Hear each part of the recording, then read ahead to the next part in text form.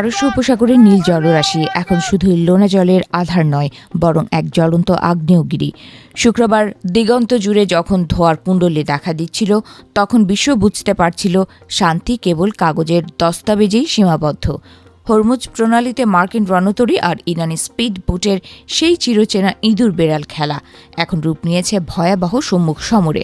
কামানের গর্জন আর মিসাইলের শীষ দিয়ে যাওয়া শব্দে থমকে গেছে বৈশ্বিক জ্বালানি বাণিজ্যের ধমনী। সংকটের এই চরম মুহূর্তে মার্কিন গোয়েন্দা সংস্থা সিআইএর একটি গোপন প্রতিবেদন যেন আগুনের ওপর ঘি ঢেলে দিয়েছে।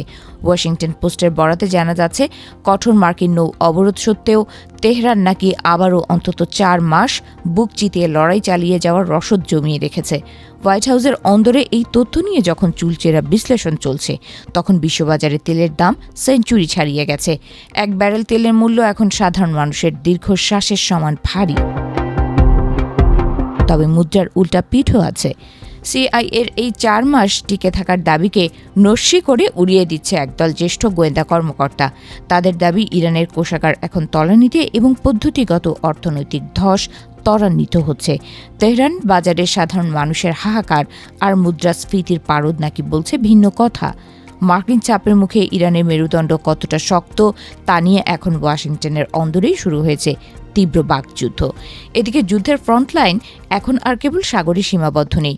শুক্রবার আকাশপথেও হানা দিয়েছে আতঙ্ক।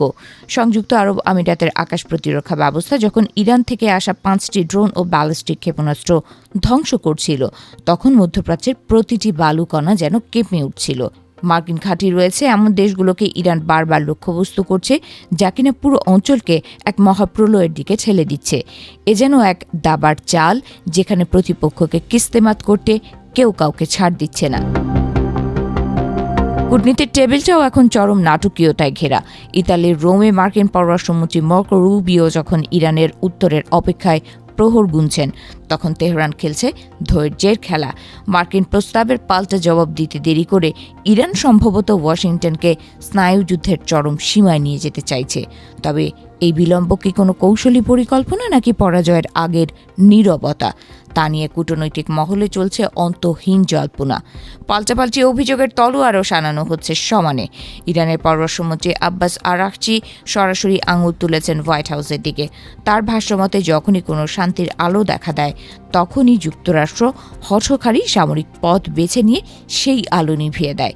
এক হাতে শান্তির প্রস্তাব আর অন্য হাতে নিষেধাজ্ঞার খড়গ। যুক্তরাষ্ট্রের এই দ্বিমুখী নীতি নাকি আলোচনার প্রধান অন্তরায়। গল্পের মোড় অন্যদিকে ঘুরিয়ে দিয়েছে ড্রাগনের দেশের প্রবেশ। ইরানের ড্রোন প্রযুক্তিতে মদদ দেওয়ার অভিযোগে চীন ও হংকংয়ের একাধিক প্রতিষ্ঠানের ওপর নিষেধাজ্ঞা জারি করেছে মার্কিন ট্রেজারি বিভাগ। সবচেয়ে চমকপ্রদ বিষয় হলো, এই উত্তেজনার মাঝেই প্রেসিডেন্ট ট্রাম্পের চীন সফরের কথা রয়েছে। শি জিনপিংয়ের সাথে বৈঠকে এই ইরান ফ্যাক্টর কতটা বড় হয়ে দাঁড়াবে, তা এখন সারা বিশ্বের সংবাদ মাধ্যমের প্রধান আলোচনার বিষয়। 28 ফেব্রুয়ারি শুরু হওয়া এই সংঘাত আজ কোথায় গিয়ে থামবে তার কোনো দিশা নেই। একদিকে সাধারণ মানুষের লাশের মিছিল, অন্যদিকে মহাশক্তিধর রাষ্ট্রগুলোর আধিপত্যের লড়াই। পারস্য উপসাগরের বাতাস এখন বারুদের গন্ধে এতটাই ভারী যে একটি ছোট স্ফুলিঙ্গ হতে পারে তৃতীয় বিশ্বযুদ্ধের কারণ।